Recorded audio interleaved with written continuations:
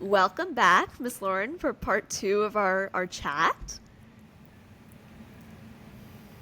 Okay, so in our first part, we really talked a lot about the initiatives themselves and the change and how change is really forefronted at the community level within education.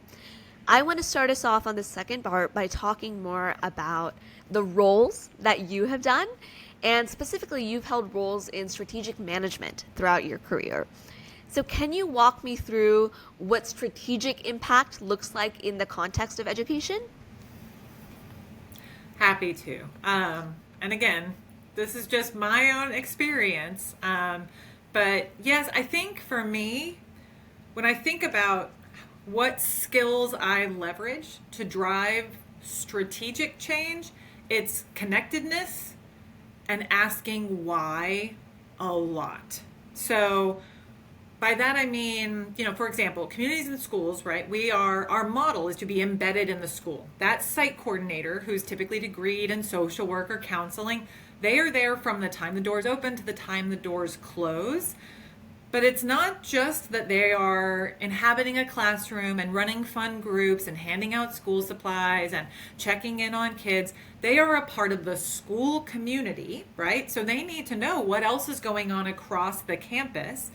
And as I mentioned earlier, they are working with partners outside those school walls, because if you've seen one school, you've seen one school, and you need to do a needs assessment for that campus and then broker the partners who can provide services for that campus, which is going to look different than the communities and school site coordinator at the school 2 blocks away or 3 blocks away, because their campus is going to have different needs and it's going to need different partners. So that connectedness piece of, you wouldn't think maybe a school would need a STEM partner. They're a school. Well, schools have so much on their plates, right, that they are already trying to say grace over. And so how do we bring partners who can complement the great work of the schools? That's part of that connectedness work. How do we help families connect with utilities companies, whether it's CPS Energy or SAWS, to help them overcome challenges so they can literally keep the lights on, so that when their student comes home, their student can get their homework done, right? How do we think about connectedness from a digital divide perspective? How do we think about connectedness from a healthcare perspective? So it is that wider web of things that maybe people don't explicitly associate with education. That is a big part of this strategic work. And then you get to those connections because you realize people have complexities, and you ask why. Why? Why are you hungry? Why are you coming to school every day in the same clothes? Why are you afraid every time I go to pat your shoulder, right? You ask why a lot. You do that at the individual level, and then you do that at the systems level, right? Why has this zip code struggled for decades with economic mobility, right? With socioeconomic change, multi-generational change? Why are we seeing complexities with transportation decade upon decade? Even though we know that transportation is a barrier, why haven't we solved for transportation complexities? So I think those are two of the big things, is to be strategic. You have to think outside of your silo. You have to think about all of the ways in which we're connected to different systems, different individuals, different institutions, and you have to ask why a lot. Absolutely. And you mentioned, working across systems and working with different types of organizations, with different organizations. And having done work in education at that leadership role, you've also had to synthesize insights and bring together different teams and organizations. So, what would you say is one surprising lesson that you've learned about how almost different entities within education approach change within these systems? Great question.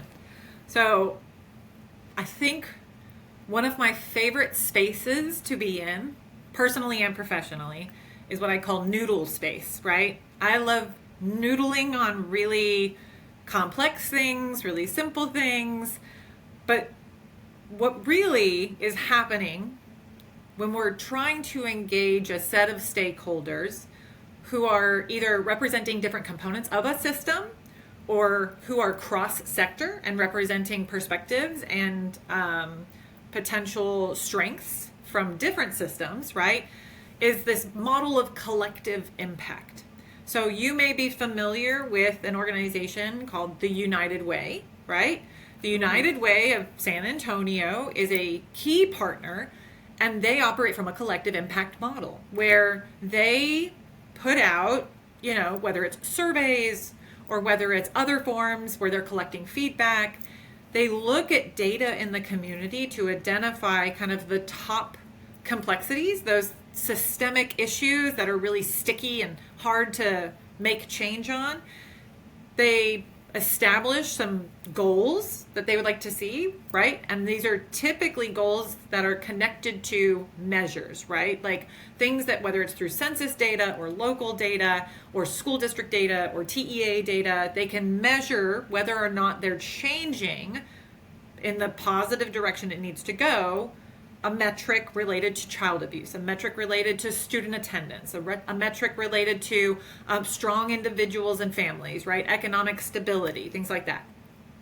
United Way then raises funds to fund nonprofits and other organizations who are explicitly doing work to change and progress whatever those indicators are. So a collective impact model gives everybody the same target, but allows a lot of people to get to that target in different ways, because we know that these issues don't have a panacea, right? It's not, there's one way to solve for attendance issues. Oh, no. Attendance is very complex, right? And you need a lot of different partners operating in a lot of different ways to solve for attendance challenges. But if you have that collective impact model, then everybody is rowing their boats in the same direction, even if they're in different boats. That's the same thing for the Future Ready Plan. Up Partnership is our backbone, our collective impact entity for school-based outcomes specifically. They're part of the Strive Together network, which, similar to Communities in Schools, is a national network of collective impact organizations. So Up Partnership is helping everybody achieve that North Star of 70% of graduates enrolling in a post-secondary pathway by 2030, right? They're helping everybody achieve that by allowing them to do their respective amazing programs. So whether they're moving the needle on student voice, right? Whether they're moving the needle on access, like how do we help students better prepare for the FAFSA or for the SAT or ACT or the TSI, or it could be healing. How do we make sure that a kiddo is in learning brain and not survival brain? Because if they're in survival brain, they're not taking in the academic content. You have to make sure they're in a space where they feel safe and connected and healthy. So collective impact, honestly, has been, for me, such a strong model for what you're talking about. Like, how do different entities approach change within the education system? Collective impact is a great strategy. Definitely. And I know like a partnership does such fantastic work in the San Antonio area.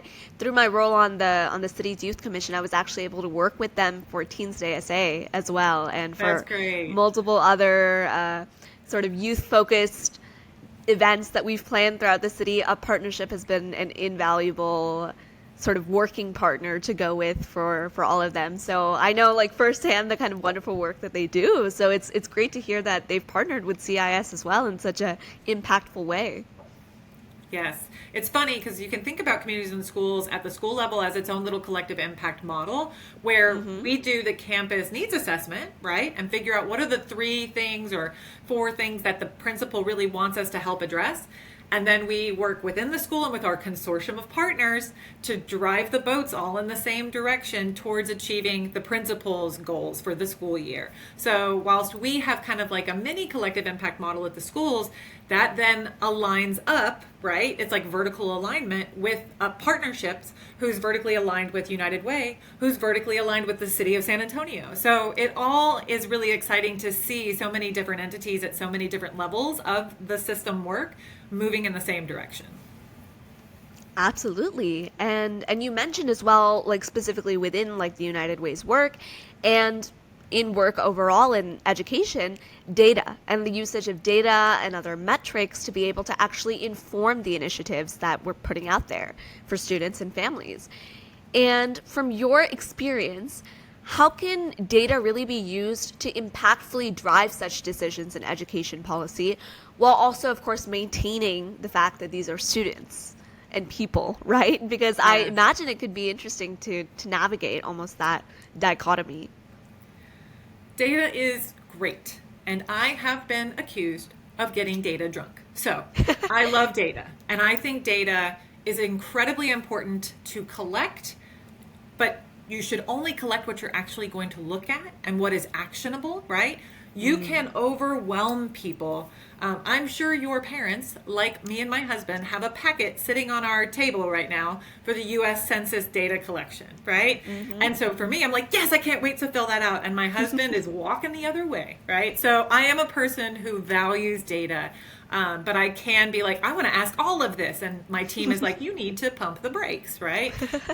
It is incredibly important to remind yourself as you are working with data, it is humans we're talking about, right? The numbers ultimately tie back to humans. So, first of all, never look at data only at aggregate.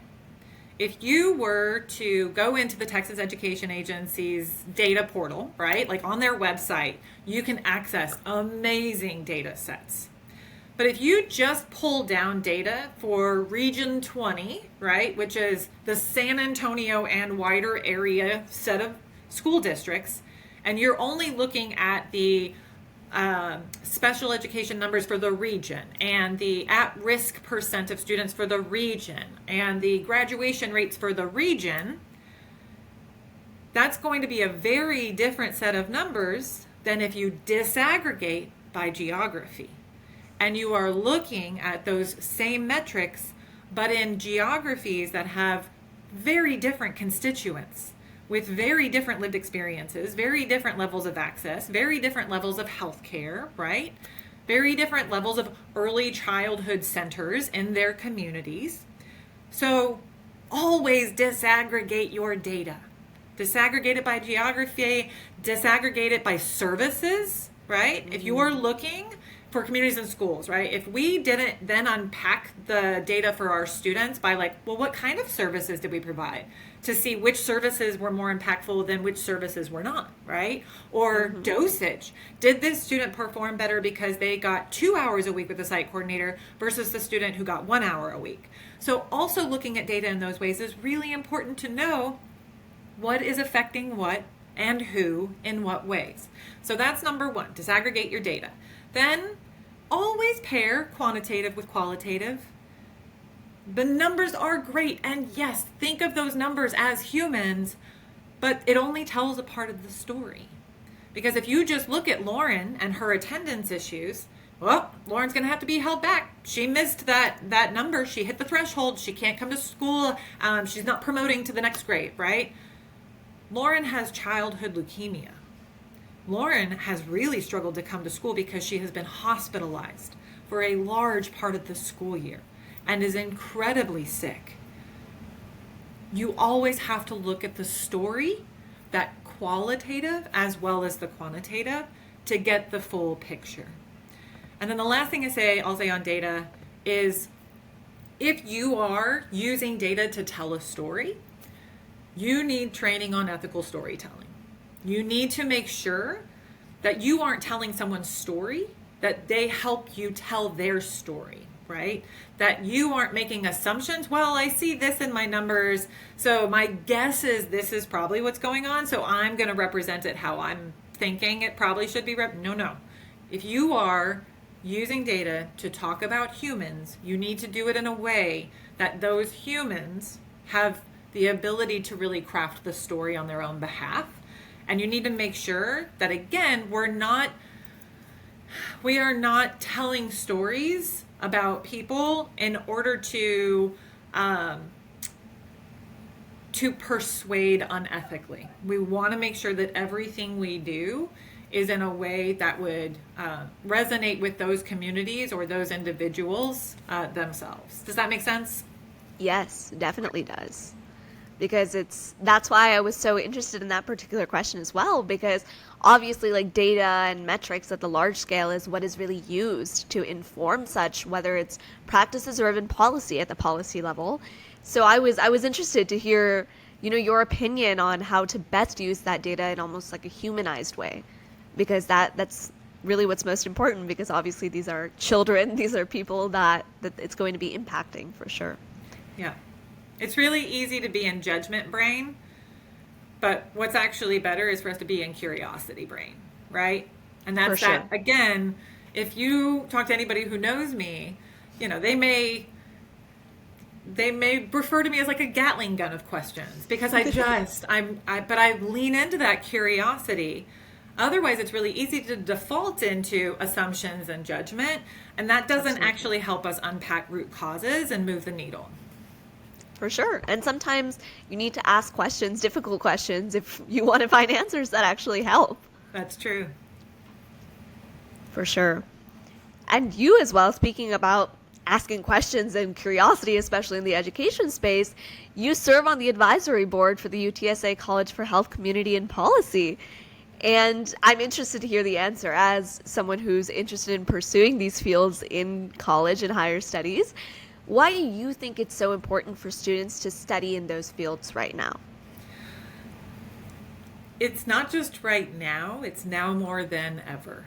I think whether it's due to like the rise in technology and people just kind of living these lives behind their screens, whether it's due to how we build our cities, like especially San Antonio, we're so sprawly, we're so disconnected, right?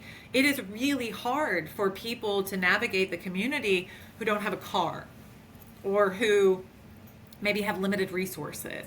There's a lot of reasons why that fabric of the community is starting to fray and to thin. And so, what we know from research is social connectedness is an antidote for societal complexities. Service to others is foundational to belonging and to health. Service to others may look like you're just part of your neighborhood organization and you're helping to do beautification projects, but you're getting to know your neighbors, you're getting to know, and look out for their kids, who we should refer to as our kids. When we think about at the end of the day, right, humans are the most social of mammals. It is not good for us to be disconnected. It is not good for us to be separated by technology or separated by geography or separated by politics, right? So now more than ever, the helpers are going to be really critical to restitching and strengthening that fabric, right? That societal fabric. When you are connected, whether it's through your social worker, your counselor, your pediatrician, right? Those helpers, your teachers, when you're connected, you feel like you matter. When you feel like you matter, you want to show up. You want to give back. You want to contribute. You want to stay connected. Belonging, right? The science of of belonging is the science of being human, and it's the science of us being healthy humans. So we have to recognize that like so much of that complexity that we're contending with is due to human action, right? We invented all these devices. We planned our streets the way we planned our streets, and our neighborhoods the way we planned our neighborhoods, and our schools the way we planned our schools. So we can reverse that too, right? We can reverse engineer and we can create more opportunities for connection. And I think people who are in those professions are doing that work day in and day out. And we need more people to understand not that that's a nice to have, but it's a must have.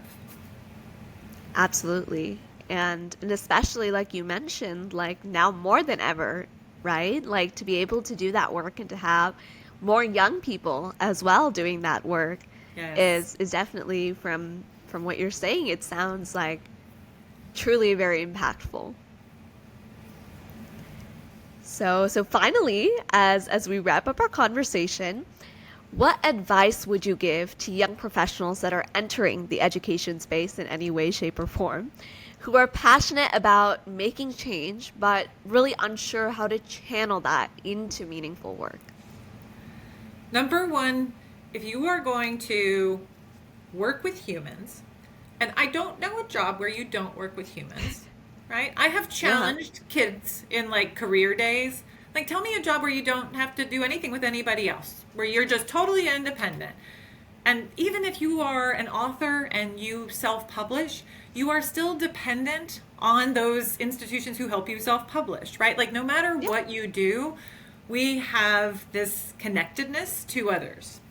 So absolutely. regardless of what you do, what pathway you choose or what career you invest in, operate from evidence and information, not assumptions.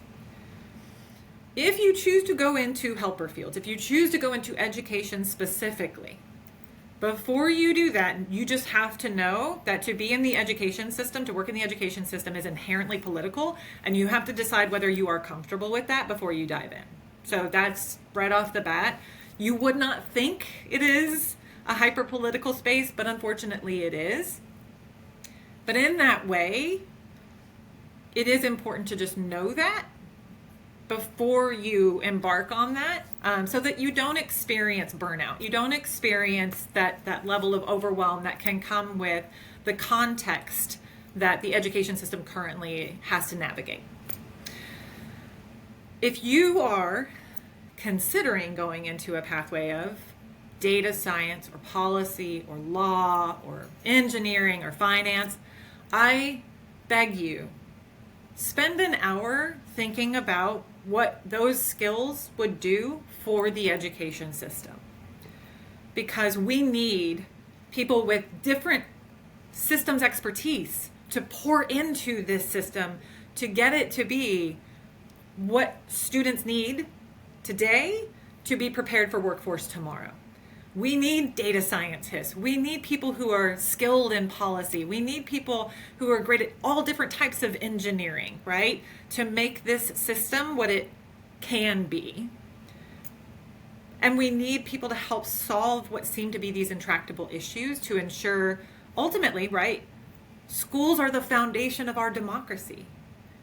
And in order for our country to continue to thrive and stay strong, we need individuals who are pouring into this system and making sure that we have not just highly educated individuals entering the workforce, but highly connected individuals who feel a sense of belonging, who feel a sense of the value of giving back to their communities, right? Especially in this dynamic and ever-changing world. So that would be my advice to anybody who might be considering an education pathway, and definitely a call to action for those who never thought that their space could influence or inform or enhance the education system, but definitely could. For sure. Miss Lauren, thank you so much for sharing your invaluable experience with me. And I think the biggest takeaway from our conversation for me is definitely about the inherent connectedness, not only within education, but also of other sectors to education in our society today. So that's definitely something I'll take out of this conversation. And I think that was something that was really insightful. And so thank you so much for being a guest on this podcast and for having this chat with me. It's been my privilege. You are such a shining example of what happens when a child is surrounded by a network of caring, amazing adults and Absolutely. has access to really high quality systems and schools. And it's what we want for all kids, right? And so I appreciate you really elevating this really important topic and making connections across systems and across spectrums that a lot of people maybe wouldn't originally kind of come to those conclusions on their own. And then for making sure that a lot of different voices are heard, Harini. So thank you for what you're doing. Absolutely. Again, thank you so much for your time and for sharing your experience with me. Have a good day.